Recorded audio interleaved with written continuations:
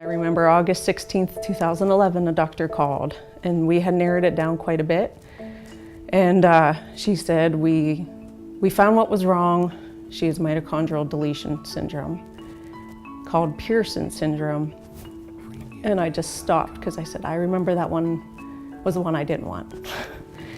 And when you, as a parent, you read life expectancy age 3, that's not what you want for your firstborn child. The unknown was terrible, but the diagnosis was terrifying. And so we immediately tried to make every memory we possibly could, thinking we'd have a limited time with her. I'm glad to say she just turned 9, so, you know, miracle after miracle. It's like a teeter-totter. If I get sick with a virus, the flu, a cold, my teeter-totter might wobble, but I'm pretty strong, I'm pretty healthy, I can bring it back to, you know, stable.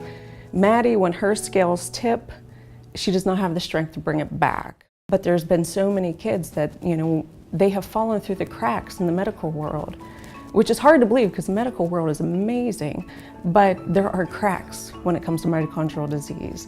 And that's where some of these kids fall through. So it's this constant fear as a parent that, you know, there may be that moment that she'll fall through that crack at any time without my consent or approval. My life will completely change. My message to them as a mom would be that the clock is ticking, that there are so many people out there with hope and that is it. And they're watching their kids go into the hospital and fighting for their lives and fearing that they're going to be lost. So to work diligently and very committed to what you're doing, because there's a lot of people waiting for your research. My hope for treatments for future mitochondrial disease situations would be that there is cures. There are treatments to help lessen the symptoms and to help and aid the people that are affected by mitochondrial disease.